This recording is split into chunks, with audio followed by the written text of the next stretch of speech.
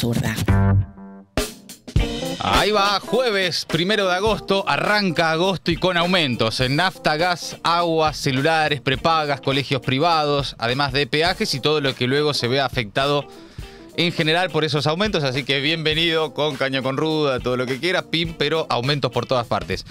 Mientras tanto, el gobierno de Milei avanza en su intención de que los pibes vayan en cana. Con críticas de la oposición, el oficialismo comenzó el debate para bajar la edad de imputabilidad a los 13 años, como están proponiendo en el Congreso. Ajuste a los jubilados también ayer, pero en el Senado el gobierno insistió en ajustar a los jubilados para mantener el déficit cero y el equilibrio fiscal. Te voy a contar qué está pasando ahí. Después Milei versus Kicillof y esa disputa por la planta de YPF continúa. En paralelo, petroleros lanzan un paro nacional por tiempo indeterminado en reclamo de ganancias. La reforma laboral del gobierno, con la ausencia de la CGT y la presencia del sector empresario del gobierno, se dio inicio al primer encuentro de la llamada Mesa de Diálogo Social. Habló Héctor Daer y explicó por qué la CGT no participa, ahora lo vamos a escuchar. Dividimos el resumen de hoy en dos partes. Dejamos para el final todo lo que tiene que ver con Venezuela. Acá en la Argentina, el peronismo le está pidiendo las actas a Maduro, el bloque de diputados de Unión por la Patria, el Frente Renovador de Sergio Massa, Cristina que habla el sábado, así que hay también tensión en ese sentido. Y expectativa de lo que puede ocurrir en las próximas horas. Salió Milei a agradecerle a Brasil. Brasil asume la representación de los intereses argentinos en Venezuela para proteger a los asilados que están en la embajada. Así que bueno, se ve que ya no es ni tan comunista, ni tan malo, ni sucio y Igual feo. vamos a ver que cambia muy rápidamente de opinión sobre absolutamente todo. Bueno, así que arrancamos a repasar mientras le dejan un like y un comentario a todo esto. Agosto llega con aumentos, damas y caballeros. Prepárense. El gobierno decidió que habrá un aumento en las tarifas de luz y gas en agosto, que tendrá un techo de 4% de impacto final a los usuarios que ya habían tenido aumentos durante el año. También autorizó una suba de los combustibles, que incorporará parte del alza pendiente del impuesto a la nafta y el gasoil. Y previamente también había dado el visto bueno el gobierno nacional para que el agua trepe más de 5% en el área metropolitana de Buenos Aires, donde opera AISA. Así que aumento en luz, gas, agua y en los combustibles, como para arrancar. También, tras los aumentos de tarifas y el alza del consumo energético por la ola polar, lo que habíamos ya contado anteriormente es que las boletas ya estaban llegando con valores que se habían multiplicado incluso en algunos casos hasta por 9, en un 800% o más, incluso respecto al mismo periodo del año pasado. Bueno, a eso se le agrega ahora este ajuste y aumento de tarifas y de combustibles. Bueno, en paralelo también, las compañías de telefonía celular aplicarán nuevos aumentos en agosto que van entre un 5 y un 6%, que se suman, por supuesto, a los aumentos que ya estuviste vos seguramente teniendo en tu celular. Las cuotas de las prepagas también van a tener un nuevo ajuste que va entre el 4,9% y el 7,8% según la empresa que tenga, dependiendo de la prepaga. Decíamos también que aumentan las cuotas de los colegios privados con subvención estatal en la ciudad de Buenos Aires y en la provincia de Buenos Aires. Muchísimas familias que o en la ciudad no consiguen vacante en la escuela pública o que eligen también, de todas formas, enviarlos a colegios privados, que no estamos hablando de el Norton College o el no sé cuánto, ¿no? Estamos hablando de familias de clase media que mandan a los pibes a colegio privado. Tienen ahí también un nuevo sogazo. Y aumentan las tarifas de los peajes de los corredores de jurisdicción nacional, también los que van hacia la costa. Todo eso en un mismo paquete que arranca a partir de hoy. Buen combo. Por supuesto que todo eso luego tiene un impacto en los precios generales de las cosas, ¿no? Así que bueno, veremos cómo se sienten los próximos días. Cambiamos de tema. El gobierno quiere a los pibes en cana. Con críticas de la oposición, arrancó el debate en diputados para bajar la edad de imputabilidad a 13 años. Desde Unión por la Patria señalaron la falta de información y el manejo erróneo de las estadísticas por parte del gobierno. La defensa del proyecto en esta instancia estuvo más en manos de los sectores del PRO, ligados a Patricia Bullrich. Ahí participaron funcionarios del gobierno que fueron a tratar de explicar, de responder algunas preguntas y de los posicionamientos que mostraban los diputados. Uno de los que más habló a la hora de justificar el proyecto fue Alberto Nancer, subsecretario de Política Criminal, que en un momento ya tuvo que reconocer que no hay mucha información y estadísticas, dijo. El tipo, bueno, mirá, sí, es cierto que no hay mucha información y estadísticas, pero de todas formas acá estamos proponiendo esto. Hay fuertes críticas por parte de la oposición, de distintos sectores de la oposición, de tanto de sectores vinculados al peronismo, al kirchnerismo, que también a los bloques, vamos a poner, más amigables de la oposición. Desde Hacemos Coalición Federal, desde la izquierda, etcétera, también salieron al cruce. Stolbizer estaba también como muy encendida. Bien. En contra de este proyecto. Viste que a veces te sorprenden algunos personajes y decís, Bueno, pero viste que le tocan resortes a Stolbizer Sí, que sí. son misteriosos y salta por cosas muy fuertes que no entendés bien por qué. Bueno, también cuestionó muy fuertemente este proyecto Natalia Saracho, diputada nacional, una de las referentes también de Patria Grande, y apuntó contra especialmente Spert y Bullrich. ¿Cómo van a hacer cuando están teniendo una política de destruir el Estado, de financiar la salud, la educación, las políticas que llegaban a los barrios populares? Estas políticas de hambre que claramente no tienen otro significado que es prácticamente que se mueran todos los pobres. Y lo digo porque hasta hoy... Diputada, le vuelvo a decir Son que trate de preguntas, hacer son las preguntas que estoy haciendo. Y lo estoy diciendo porque hay gente del gobierno, funcionarios, que todavía tienen la cara de decir en las radios que van a limitar a que las mujeres de los barrios populares solamente tienen que tener 2 hijos. Entonces, claramente, como lo hizo Espero hoy en la radio, o como dice Patricia Bullrich, que quiere hacer allanamientos masivos en las villas populares, ¿no? En los barrios populares. Porque eso no va a pasar en otro lado. No va a pasar en los country. Entonces, me parece importante dar una discusión de en serio con una política de seguridad. Ahora, esto me parece que no es el camino. Y lo digo de un lugar porque no solamente sufrimos la violencia, sufrimos también la inseguridad, sino también esos pies son nuestros. Nosotros venimos proponiendo un proyecto que tiene que ver con no a la reincidencia. Una de las estadísticas más grandes es que de 10 pibes o pibas que caen presos, vuelven a reincidir.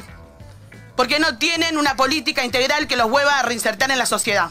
Entonces me parece que no tenemos una discusión seria de pensar en una política de seguridad con inclusión. Bueno, ahí estaba Natalia Saracho, reconociendo evidentemente que, o sea, es lo innegable, que hay un problema a resolver, pero no bajando la idea de imputabilidad, sino también ellas proponen, como otro grupo de diputados, trabajar sobre la reincidencia. Y bueno, y por supuesto también sobre la situación general de las cosas, ¿no? Solamente Claro. Porque después está la discusión sobre cuál es el porcentaje de pibes. Está bien, es realmente bajo, es poco, pero tampoco tiene que ser esa la discusión. No, Sí. como son pocos, entonces, no, pará, hay algo que hacer ahí, hay un tema para abordar. Claro, si aumentara tampoco sería ese el abordaje. Claro, porque si de última, qué sé yo, no es un problema en términos estadísticos, pero es un problema. Ahora, no tiene que ser necesariamente la discusión qué porcentaje de pibes menores de 13 delinquen. Claro. Hay una situación ahí a abordar. Y justamente ese fue uno de los puntos de, por ejemplo, la diputada Victoria Tolosa Paz dijo que el gobierno está abordando el problema, pero al revés, arrancando del otro lado, y le mandó un mensaje a Bullrich sobre esa frase que es un poco caballito de batalla de Bullrich en el impulso de este proyecto, que es delito de adulto, pena de adulto. Si queremos hacerle creer a la Argentina, de verdad, que hacernos cargo del problema de seguridad es esta ley, yo les digo, están arrancando por el camino al revés. Porque claramente el problema de inseguridad que vive nuestro pueblo es cometido el 99% por adultos. Y yo también comparto lo que decía la diputada Carrizo. No me importa si es 1, 0,5, 0,3 el delito que cometen los adolescentes en el país. Le quiero dar un tratamiento en función de la Convención y los derechos del niño, que prima en este país con rango constitucional. Así que a la señora Patricia Bullrich, delito de adulto, pena de adulto, es inconstitucional, Bullrich. No lo digas más, ni en la televisión, ni en los diarios, porque nos da vergüenza ajena que ni siquiera reconozcan el texto normativo de nuestro país. Bueno, ahí está, en línea con otros sectores de la oposición planteando esto, ¿no? Por eso mencionaba esto Luis, en más o menos la misma línea. Y después, bueno, vamos a escuchar en este debate barbaridades, por supuesto, prepárense. Ahí Saracho hacía mención a Spert, que habló de no pagar asignaciones universales por hijo, más allá de los 2 hijos, ¿no? Hasta 2 hijos te pago, más no. Esta cosa y esta idea, por supuesto, también absolutamente insostenible en las estadísticas, de que se embarazan porque les subsidian los hijos. Claro. Es un delirio absolutamente, pero incomprobable en la realidad. De esas vamos a escuchar un montón, así que prepárense porque esto recién arranca. El plenario continuará el martes 6 de agosto con la presentación de proyectos por parte de otros bloques, mientras que para el miércoles 14 está prevista la ronda de expositores para estos expedientes. Seguimos en el Congreso, pero en el Senado también ayer el gobierno insistió en ajustar a los jubilados para mantener el déficit cero y el equilibrio fiscal que celebran permanentemente Caputo y compañía. Los libertarios y sus aliados dilatan el tratamiento de la Cámara Alta y proponen modificaciones para evitar que la media sanción de diputados se transforme en ley. Recuerden que esto ya fue aprobado en diputados, ahora falta la aprobación del Senado. La intención del oficialismo sería introducir algunas modificaciones y así evitar un veto presidencial ya anunciado por el propio Milei en referencia a esta iniciativa de la oposición, a quienes llamó degenerados fiscales. Si esto sale lo voy a vetar, dijo Milei. Los funcionarios del Ejecutivo insistieron en que no debía aprobarse nada que generara déficit fiscal, solo aceptan que se reconozca la inflación total de enero, rechazaron otros puntos incluidos en la ley y están tratando de negociar. Esperan que se trate en el recinto el jueves 15 de agosto. El radicalismo y las bancadas provinciales deberán ahora decidir si acompañan o no al oficialismo en su propuesta en la Cámara Alta. Recuerden, si hay modificaciones, vuelve a diputados y, mientras tanto, el ajuste a los jubilados continúa. Cambiamos de tema, también de alto impacto político. La disputa entre Milei y Kicillof por la planta de YPF. Salió ayer YPF y Petronas a explicar por qué se eligió a Río Negro para la inversión multimillonaria. En un comunicado, las compañías destacaron que Río Negro tiene mejores aspectos económicos para el proyecto, aun si Buenos Aires igualara los beneficios fiscales. ¿Qué significa esto? Traducción, dice YPF que no tiene nada que ver la posición de la provincia de Buenos Aires sobre el RIGI. Es decir, no es que no está la inversión hecha en la provincia de Buenos Aires porque Axel dijo que el RIGI tal Se cosa. encaprichó y no adhirió el RIGI. Y explicaron que Río Negro, esto dicho, insisto, por YPF y por Petronas, ¿no? Desactivando muy rápidamente la idea de que por capricho ideológico Axel Kicillof y la provincia de Buenos Aires se perdían la inversión más grande de la historia. Bueno, explicaron desde la compañía que Río Negro tiene una ventaja, que podrá poner en desarrollo un puerto de aguas profundas donde ingresen barcos superpetroleros, así lo llamaron, de gran tamaño y que bajen el costo del transporte. Esas son, de alguna forma, las explicaciones técnicas que da YPF y Petronas para justificar, de alguna forma, la decisión de trasladar a Río Negro una planta que desde hace muchos años se venía trabajando para que esté, efectivamente, en Bahía Blanca. Además, otro de los argumentos, la mayor cercanía con la formación de shale gas de Vaca Muerta en la provincia de Neuquén. Bueno, ese mismo comunicado cita Kicillof esta mañana en su cuenta de Twitter y dice: Milei quiere convencernos de que la planta de GNL, de YPF y Petronas no se va a hacer en Buenos Aires por, entre comillas, el capricho ideológico de Kicillof que no quiso adherir al RIGI. Mentira, dice Axel. Los propios funcionarios que puso en la empresa sostienen en el comunicado oficial que Río Negro muestra, como decíamos recién, mejores aspectos económicos para el proyecto, aun si Buenos Aires igualara los beneficios fiscales, ¿no? Reitera eso Axel Kicillof. Y dice el gobernador: el capricho ideológico es de Milei, que lo único que busca es castigar a la provincia de Buenos Aires, pero no es en contra mía, ni es en contra del gobierno provincial, es en contra de todos los bonaerenses. Dice Axel, que bueno, ayer, por supuesto, fue centro de atención y hacía toda la oposición fila para pegarle, gran parte de la oposición y los medios ayer, todos, a pegarle en fila a Kicillof. Pero también dirigentes del peronismo de distintos espacios salieron a bancarlo. Ah, pensé que a pegarle también. No, a bancarlo en esta disputa con Milei. Salió el PJ bonaerense a respaldar a Axel y en la misma línea que el gobernador, dice el comunicado difundido este miércoles por la tarde que la decisión de YPF y Petronas de instalar la planta en Río Negro fue un castigo político del presidente. El PJ bonaerense presidido por Máximo. Exactamente. Este capricho de Milei, guiado únicamente por cuestiones ideológicas, tiene como objetivo castigar a la provincia por no haber acompañado sus ideas y su propuesta en ninguna de las instancias electorales. Esta extorsión forma parte de las peores prácticas de la política, dice el comunicado del Partido Justicialista de la provincia de Buenos Aires, presidido por Máximo Kirchner. Para el ministro bonaerense, Gabriel Catopodis, otro de los que salió a hablar, además de Carlos Bianco, y bueno, y todo esto luego de la conferencia de ayer de Axel Kicillof, insisten en esa línea, que es que Milei busca castigar a la provincia de Buenos Aires, y dijo Catopodis que el presidente de YPF está tratando de acomodar las razones a una decisión política que el presidente ya tenía tomada. ¿Qué es lo que dijo YPF en privado? ¿Qué dice en público? ¿Por qué se tomó realmente esta decisión? Un día nos plantearon que era la cuestión del RIGI, otro día el presidente con algún exabrupto habló de la ideología del gobernador, pero en definitiva lo único claro, lo único que está detrás de esta decisión es que hay un presidente que no quiere que ese proyecto se instale en la provincia de Buenos Aires, que es una decisión absolutamente partidista, ideológica, sin ningún fundamento técnico y por supuesto sin pensar en las condiciones de desarrollo de ese proyecto para el país, que es lo mejor para la Argentina. No hay dudas de que YPF y el presidente de YPF está tratando de acomodar, de adecuar razones y de buscar justificativo a una decisión política que el presidente tenía tomada desde el primer día. Bueno, ahí está. Catopodis esta mañana siguió hablando Axel Kicillof, dijo que la orden original es de Milei para castigar a la provincia de Buenos Aires, siguen en esa línea, dijo que el presidente se cayó y es una vergüenza. El gobierno nacional cortó ilegalmente recursos a la provincia de Buenos Aires, hay que ver si hay algún tipo de apelación, ¿no? Sí. En este sentido, pero bueno, Axel sale también a confrontar en esto, ¿no? Bueno, el tema de los fondos ya estaba judicializado. Sí, la coparticipación. Sí. Pero bueno, el argumento es del gobierno bonaerense, esta es una decisión política de Milei, de sacar una planta que se iba a hacer en Bahía Blanca y llevarla a Río Negro. Después hay otra serie de cuestiones, no es únicamente eso. Evidentemente, en algo habrá influido el régimen de inversiones.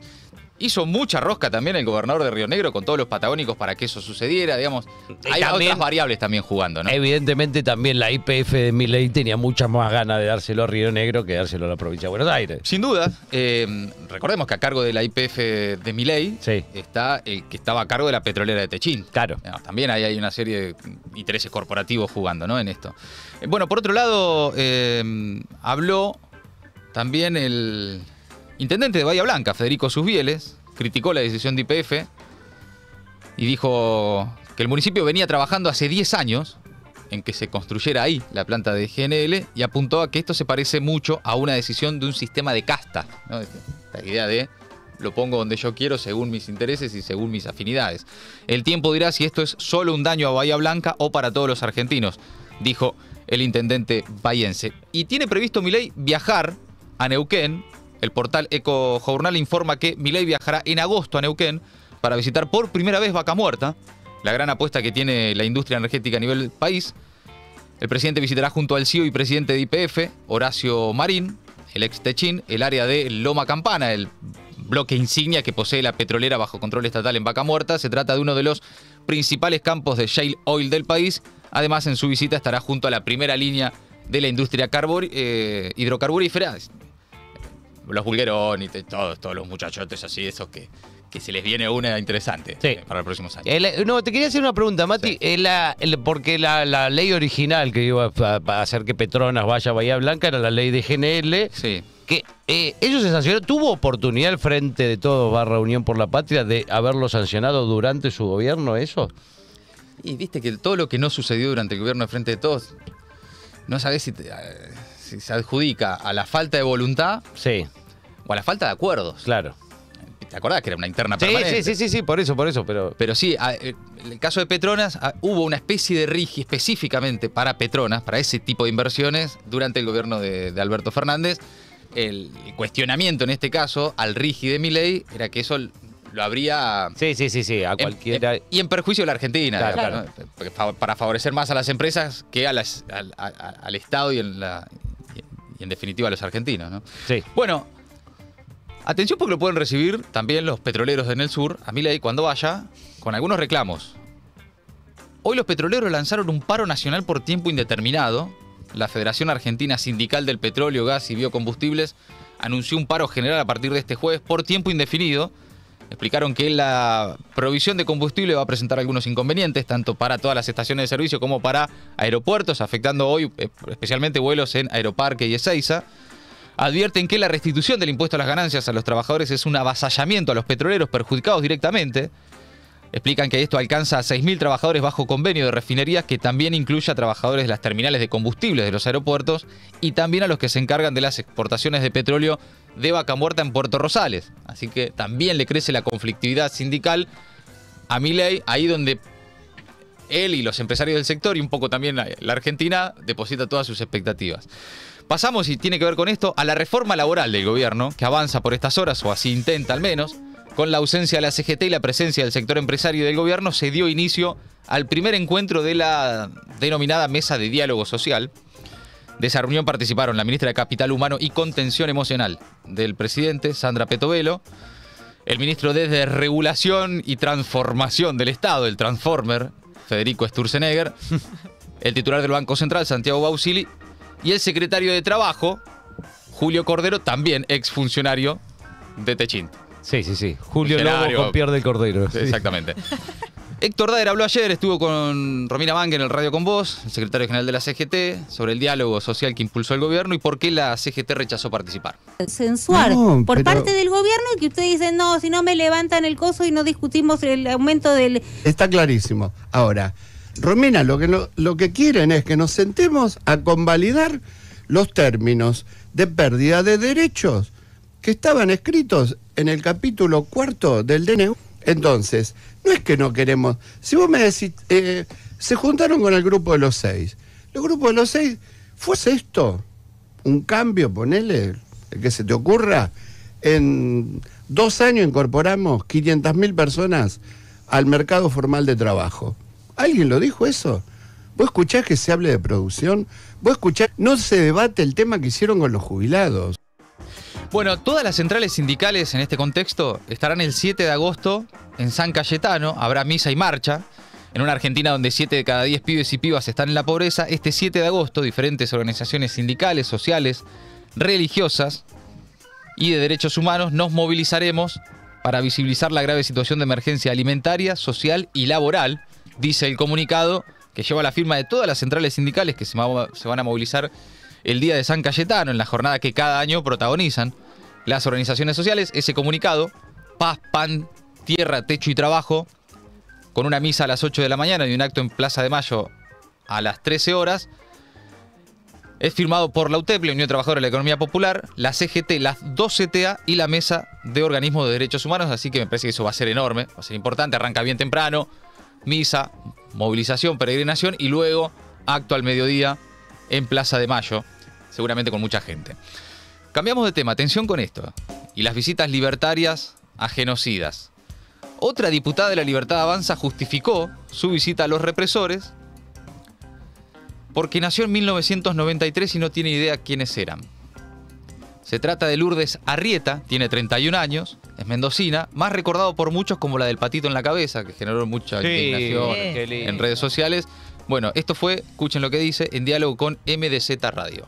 Fuimos engañados, un grupo de diputados, no te puedo decir si todos lo sabían o no. Entramos en un estado de shock, nos fue un tour de diputados por el penal a ver represores. A mí se me informó, como a Rocío y como a todo el bloque de la Libertad Avanza, que era una visita netamente institucional, que era una visita humanitaria para conocer las condiciones edilicias y también sanitarias de los internos. ¿Nunca le dijeron a ustedes a quién iban a ir a visitar el penal? Jamás, solamente la invitación formal. O sea, ¿usted estuvo con Astiz, independientemente de que la llevaron engañada y que cuando llega al lugar se entera para qué era la reunión? Sí. Efectivamente estuve, hablé con Astiz, como no viví en esa época, como nací en el 93 y no tengo ni idea de quiénes eran los personajes de esa época. Yo la verdad es que vi internos de 80 años. Me llama mucho la atención que diga que no sabía que era Astiz. No, señor, si nací en el 93, ¿cómo voy a saber? Diputada, usted es una mujer de más de 30 años, me imagino que es leída, estudiado, es diputada nacional. Astiz no es cualquier personaje. Señor, discúlpeme, es un tema que no está en mi agenda, que nunca lo estuvo, que no está en mi itinerario de actividades, ni siquiera de proyectos, no tengo ni idea. Están juzgados y están allí porque justamente hubo un juez que dictaminó que tienen que estar ahí. Bueno, el argumento, ¿no? Sí. No sé qué fue San Martín porque la verdad que las cosas que hizo fue muchos antes de que yo naciera. Y así con todo en la historia. Ah, sí, ¿no? Sí. Claro, sí. Yo nací en el 86, pero sé quién es Astiz.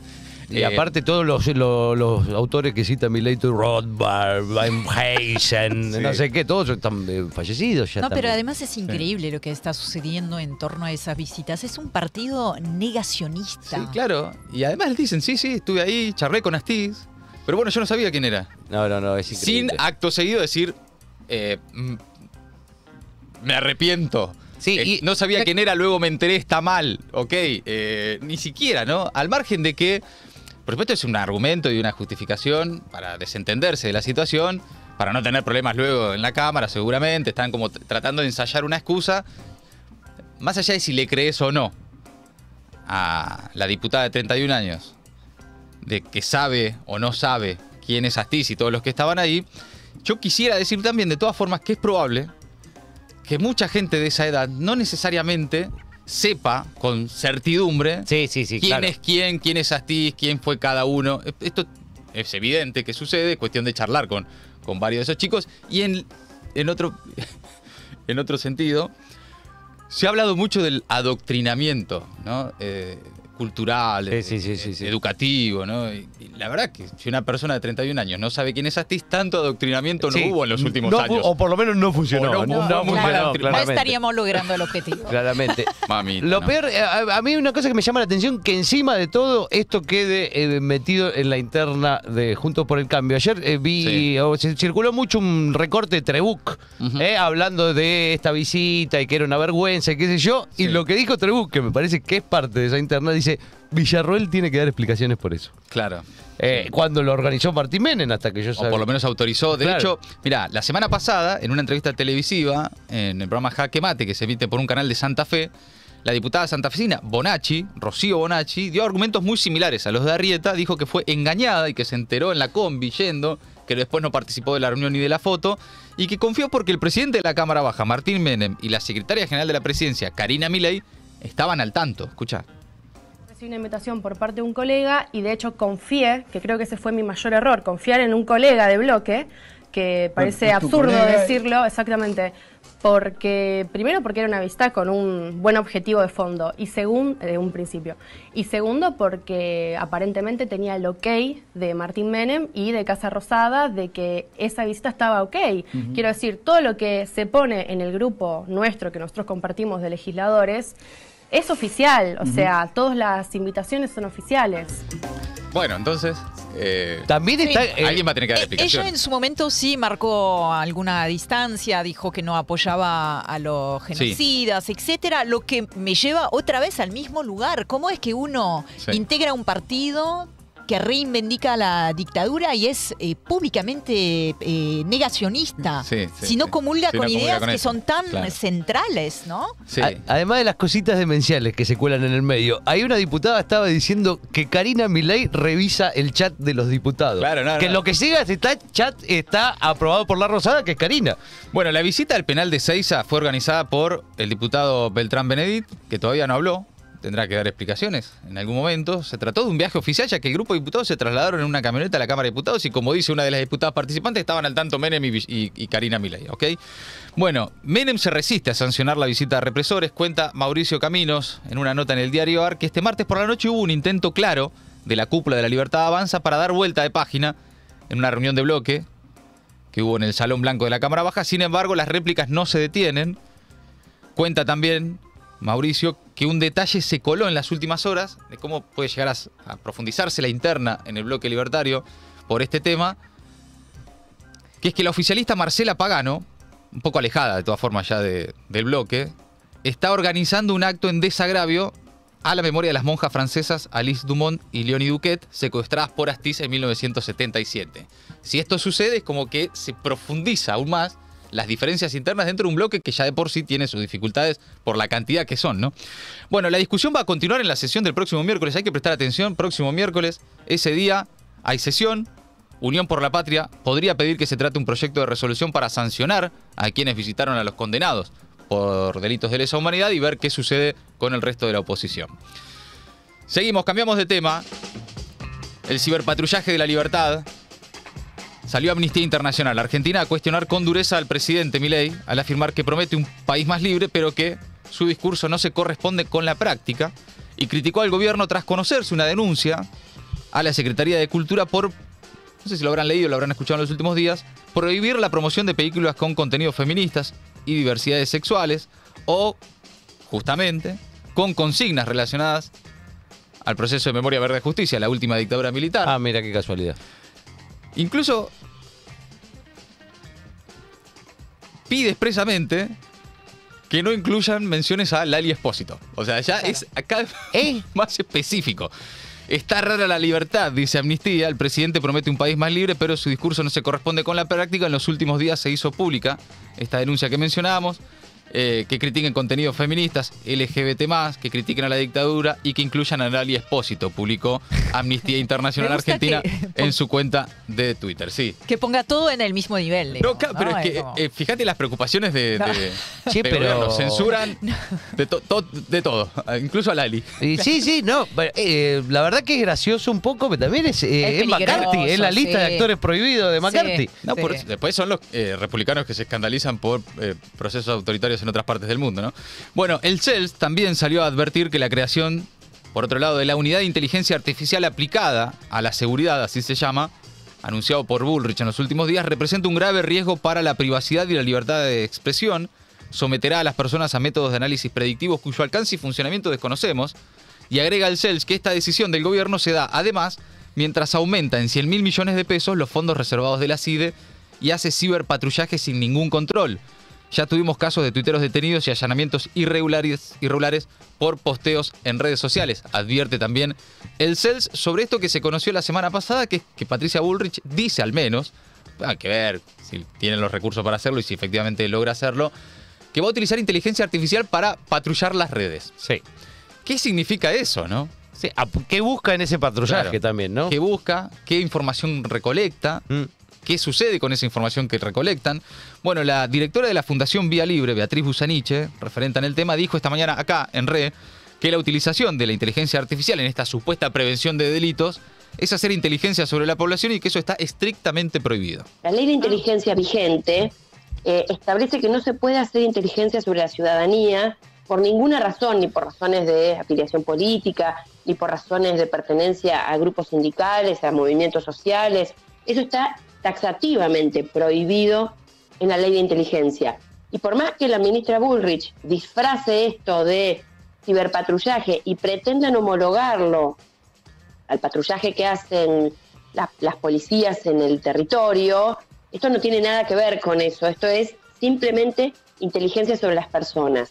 Y tiene la gravedad de que además, al sumar este tipo de tecnologías, lo que van a hacer es recolectar datos en volumen, en gran volumen. Bueno, ahí la advertencia de Beatriz Busaniche y varios que se van sumando ya sobre esto, que después hay que ver, ¿no?, cómo lo implementan, y que tal vez tiene que ver en parte, y lo decía Beatriz Busaniche, en la interna que hay en el gobierno. Patricia Bullrich quedó bastante relegada de la reestructuración de la CIDE. Claro. Y los fondos reservados que la CIDE va a manejar. Y esto puede llegar a ser también en respuesta a, ok, me armo mi propia CIDEcita de redes, digamos, ¿no? Que me dice, ok, vos no tengo nada en la CIDE, listo, deja, yo uso esto. Claro. Por supuesto, después hay que ver, ¿no? Todavía no tienen, según reconocieron fuentes del Ministerio de Seguridad a la Nación, los equipos y demás. No es que agarrás y usás el chat GPT, ¿no? Claro, no decís meta IA, patrullame las redes. Requiere recursos, requiere equipos y demás. Todavía no los compraron, pero Patricia Bullrich tiene muy buenas fuentes de financiamiento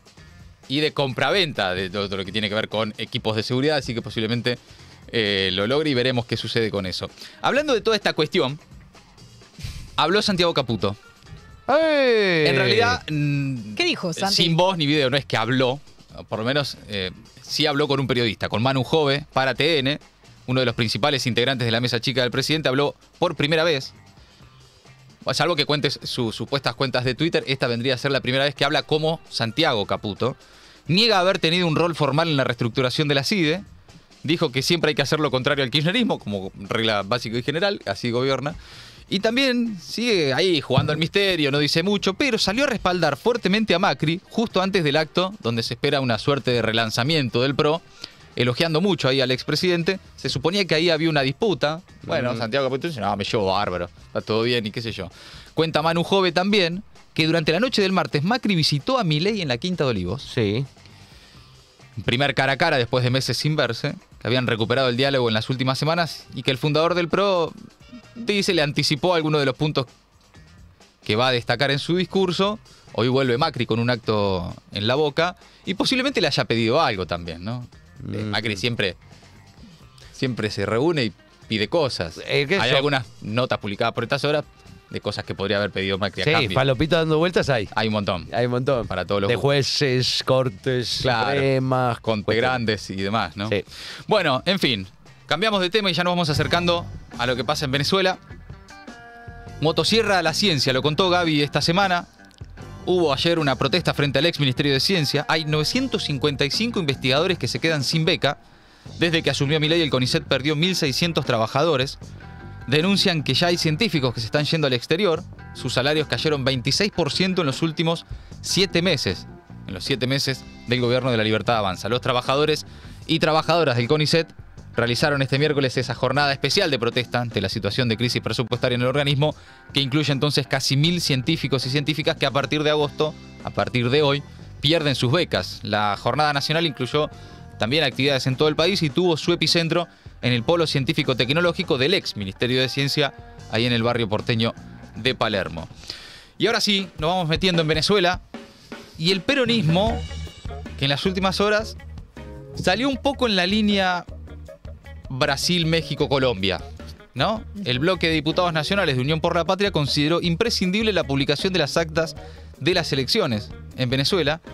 Mediante la difusión de un comunicado oficial, los legisladores convocaron a la reconstrucción del diálogo político y la plena vigencia del Estado de Derecho. Consideraron que Maduro es el responsable de garantizar que el escrutinio sea transparente, con el correspondiente conteo de votos y exhibición de las actas ante veedores de las fuerzas políticas nacionales e internacionales, dice el bloque de diputados de Unión por la Patria. Hicieron también un llamado a favor de la paz, la concordia y una solución pacífica, y agregaron que es necesario detener el enfrentamiento entre venezolanos que solo destruye y trae muerte, dicen, insisto, los diputados del peronismo, kirchnerismo, de Unión por la Patria. Y también, por supuesto, la expectativa, esto en la previa, de que Cristina hable el sábado, invitada por el partido de AMLO a un evento de política latinoamericana. Como contamos ayer, la última expresión pública de Cristina sobre el gobierno de Maduro fue en 2017, cuando dijo que no había Estado de Derecho ni en Venezuela ni en la entonces Argentina gobernada por Macri, ¿no? En paralelo se supo que la expresidenta, al margen de esto, va a declarar el 14 de agosto en la causa por el atentado en su contra. Así que agenden 14 de agosto. También salió el Frente Renovador de Sergio Massa el mismo día a desconocer el triunfo de Maduro y también a exigir que se publiquen las actas. Un comunicado que replicó Massa en sus redes dice que en consonancia con la posición histórica que ha tenido este espacio, se refiere al Frente Renovador, históricamente antichavista. Sí, claramente.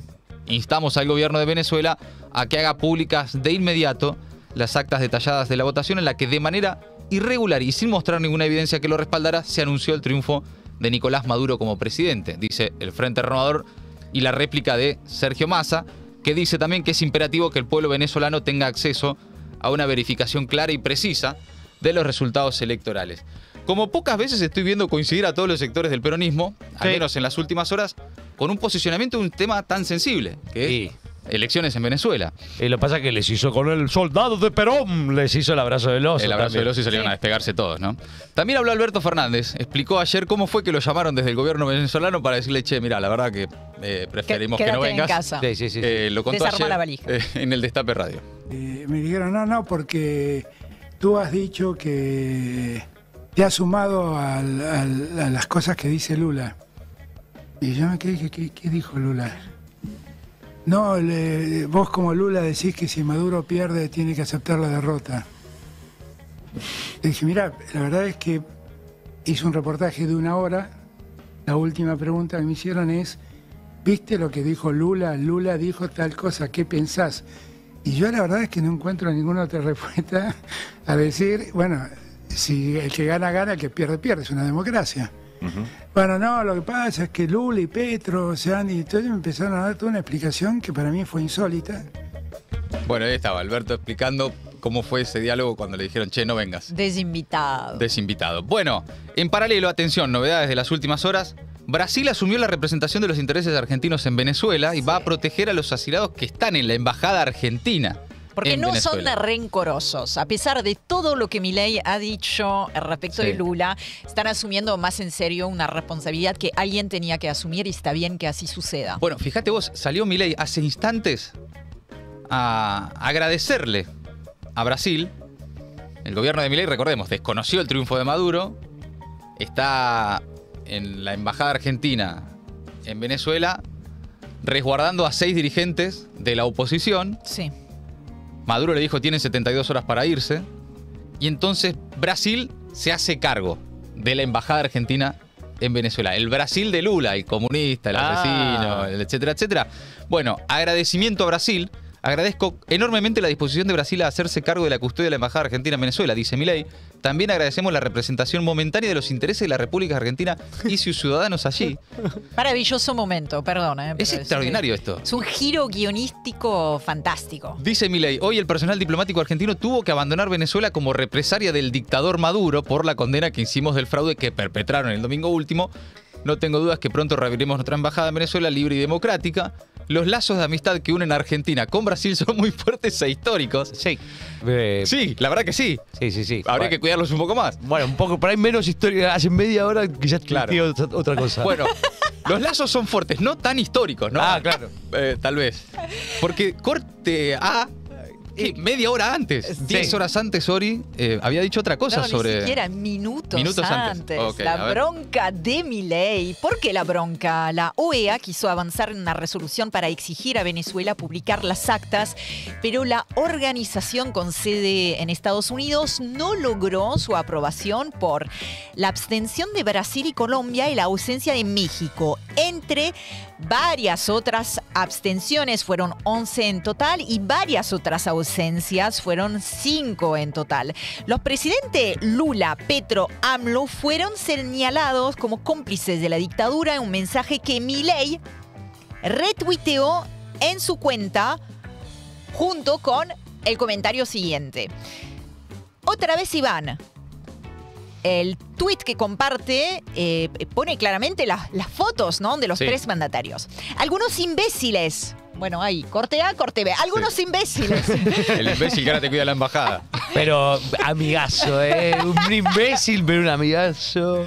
No, algunos imbéciles me acusaron de loco por ver comunismo en todos lados. Otros desde la corrección política decían que ya no existe más el comunismo y que soy un exagerado. En el fondo, hoy no solo se prueba que tengo razón en la agenda internacional que señalo, sino que además queda claro que esos que me cuestionaban son cómplices, ya sea por ignorantes o por estúpidos. Bueno, los mensajes de Milei suelen caer de a varios, ¿no? En otro de esos tweets dijo que la progresía estúpida, bien pensante, con su amor por la tibieza centrista, te acusará de fascista, ya que son tan brutos e incapaces que cuando trazas la línea divisoria no diferencian si la línea es artificial, fascismo, o real, valores. Esos imbéciles son cómplices. Mirá vos, dicho esto, un ratito antes de tener que agradecerle a Brasil que le cuide la embajada en Venezuela. Y insisto, retuiteando un mensaje mencionando claramente a Lula, a Petro y a AMLO. Volviendo a la OEA, lo que no le quieren dar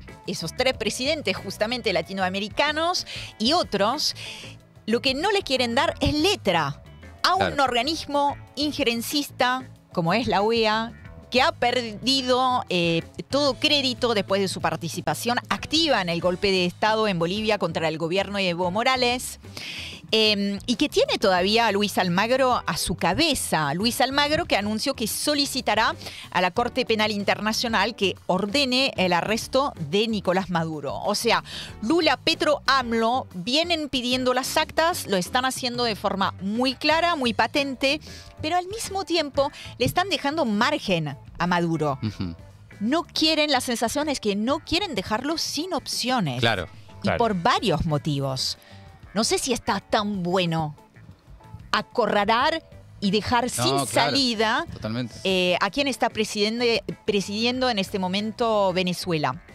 En ese sentido, me parece muy interesante el mensaje que compartió Gustavo Petro, el presidente de Colombia. Era uno de los únicos presidentes de la región que no se había pronunciado personalmente todavía, aunque sí lo hizo a través de su canciller. El tuit es largo, es para leer con detenimiento. ¿Qué hace allí? Advierte sobre el riesgo de que las graves dudas sobre el proceso electoral puedan llevar a una profunda polarización violenta con graves consecuencias de división permanente de la nación. Entonces hay una advertencia. También dirige, y en ese sentido me parece que se destaca el mensaje, dirige un mensaje a Estados Unidos en el que solicita suspender los bloqueos por considerar que son una medida antihumana que solo trae más hambre y más violencia y promueven el éxodo masivo de los pueblos, un éxodo que obviamente también lo concierne a Estados Unidos, que está en plena campaña presidencial, en la que la cuestión del control migratorio es clave, es eje de campaña.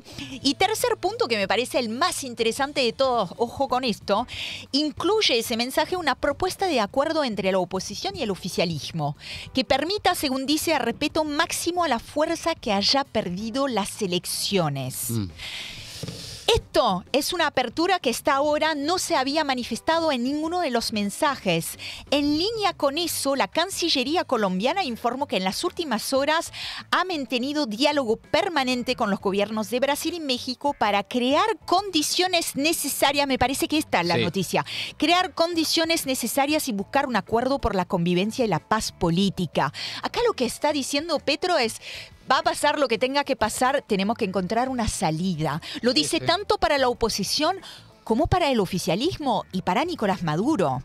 De hecho, apeló también a un sentimiento profundo de Nicolás Maduro y del chavismo. Dijo: el presidente Maduro tiene hoy una gran responsabilidad, recordar el espíritu de Chávez y permitir que el pueblo venezolano regrese a la tranquilidad mientras terminan las elecciones en calma. Me parece uno de los mensajes más interesantes de analizar gran mensaje. Y de considerar, ¿no? De todos los mensajes que se han publicado. No, ganas de ayudar, intención de verdad de ayudar y que esto termine bien en Lula, en Petro, en AMLO, entre otros, ¿no? Veremos qué dice Cristina Alzado. Me parece que va a ir, sospecho, más por esa línea. Seguramente, sí. De poner todo sobre la mesa y decirle a Estados Unidos: che, loco, pará con los bloqueos. Pero acá el problema es hoy resolver en paz la situación de Venezuela. Claro. Ahora, también parece, digo, no sé, yo me pongo un segundo en el lugar de la oposición venezolana, reconocer el resultado de estas elecciones como se dieron, donde todavía no están las actas, por más recuento que haya, parecería difícil. No, es difícil, por eso yo creo que lo que está poniendo en la mesa y que no se había puesto hasta ahora oficialmente, al menos públicamente,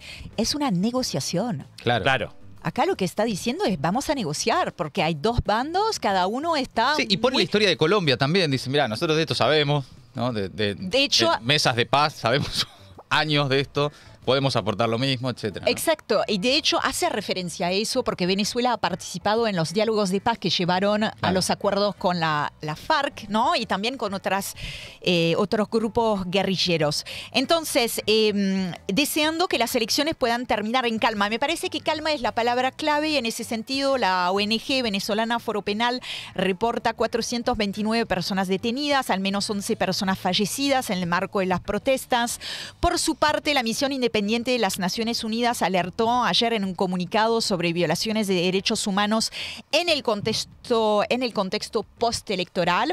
Dice literalmente haber recibido información creíble sobre detenciones, personas heridas y fallecidas, así como violencia desplegada por cuerpos de seguridad y grupos de civiles armados que apoyan al gobierno. Allí no hace referencia a una violencia que pueda ser motorizada por grupos fascistas de derecha, que sabemos por otro lado que también existe, ¿no? También menciona el arresto del coordinador de Voluntad Popular, el partido opositor, Freddy Superlante, junto con otras dos personas que lo acompañaban. Ayer ya hemos comentado ese episodio, pero decíamos, empiezan a surgir esas escenas, que se empieza a caldear, es más que caldeado, y entonces es muy preocupante.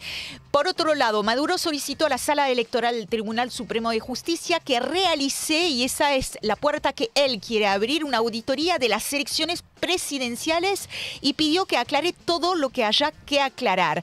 ¿Qué está buscando con eso Nicolás Maduro? Está buscando legitimar los resultados, ¿no? Pero por los estrechos vínculos entre el chavismo y la Corte Suprema, el máximo tribunal, no está claro, digamos, que esa sea la manera que incluso en caso de que el tribunal llegue a una conclusión que le es favorable al gobierno, eso permita apaciguar las aguas en Venezuela. Sin lugar a dudas, la manera más eficiente de desactivar cualquier aventura golpista que pueda haber en Venezuela sería que el Consejo Nacional Electoral muestre las actas. Eso sigue sin suceder. Esto sigue sin suceder, aunque ahora, bueno, está ese recurso, ¿no?, de amparo. Lo que viene denunciando, insiste en esa versión, el oficialismo, es que hubo un hackeo en el sistema como parte de un plan golpista y que de ahí surge la demora en brindar los resultados. Quiero que escuchemos a un fragmento de lo que dijo ayer Nicolás Maduro. No quisiéramos ir a otras formas de hacer revolución. Lo digo solemnemente, desde el poder político queremos continuar en el camino que Chávez trazó, pero si el imperialismo norteamericano y los criminales fascistas nos obligan, no me temblará el pulso para llamar al pueblo a una nueva revolución con otras características. También le consultaron al presidente de Venezuela sobre María Corina Machado y Edmundo González Urrutia, que Maduro señala como los cabecillas, ¿no?, de ese plan golpista. Si me preguntan mi opinión como ciudadano, te digo, esa gente tiene que estar bajo las rejas, detrás de las rejas. Y tiene que haber justicia en Venezuela. No puede haber un nuevo Leopoldo López, un Guaidó parte 2. Ahora pensemos en lo que decíamos más temprano, unos segundos antes, de la propuesta de Gustavo Petro. En estas circunstancias, con esas declaraciones, Gustavo Petro está diciendo hay una otra vía posible, que es la del diálogo. Vamos a terminar con el pronunciamiento de Estados Unidos sobre, bueno, la situación, por supuesto, en el país venezolano, a través, en este caso, del vocero de Seguridad Nacional, John Kirby. Our patience and that of the international community is running out. Nuestra paciencia, dice el hombre, y la de la comunidad internacional se está agotando. Esta es la advertencia que lanza la Casa Blanca. Se está agotando de esperar a que la autoridad electoral venezolana publique los datos completos y detallados sobre esta elección, de tal manera que todo el mundo pueda ver los resultados. Hasta ahora ya ha hablado Joe Biden, Kamala Harris, Anthony Blinken. Ninguno aclaró cuáles serían las consecuencias de no presentar las actas, ¿no? ¿Cuál sería el siguiente paso que estaría dando Estados Unidos? Acá un interrogante que también es para preocuparse, o al menos estar atento. Mientras tanto, Elon Musk, y lo quiero señalar porque realmente es muy llamativo. Está muy activo Elon Musk. Está jugando a pelearse con Nicolás Maduro. Elon Musk, le dice el otro. Musk, ¿no? Le dicen. Sí. Está jugando a pelearse con Nicolás Maduro en Twitter. El enfrentamiento entre los dos hombres ha empezado unos días atrás, pero viene escalando a niveles que son realmente llamativos, ¿no? Se están prometiendo piña directamente. Exactamente. Primero se prometieron piña, Maduro lo retó a pelear. Hay que decir que Elon Musk viene haciendo campaña, ¿no? Para apoyar a la oposición venezolana, en contra de Nicolás Maduro, difundiendo todo tipo de noticias sin chequear, por supuesto. Hoy en día Elon Musk tiene 200 millones, ¿cuánto? 200 millones puede ser, sí, de seguidores, y es una máquina de difundir fake news. Es una máquina de difundir fake news. En este último mensaje que publicó dice: voy por vos, Maduro, te llevaré a Gitmo, que refiere a Guantánamo, ¿no? En un burro. O sea, Maduro lo retó a pelear, Musk puso sus condiciones, dijo que si él gana, Maduro deja el poder, y si en cambio gana Maduro, le regala un viaje a Marte. Ahora finalmente lo amenaza con llevarlo a Guantánamo en un burro. Bueno, todo desquiciado. Hasta ahí entonces, amigos, amigas, el resumen imposible de Maldita Suerte. Maldita Suerte. Una mirada absurda de una realidad crítica. Siempre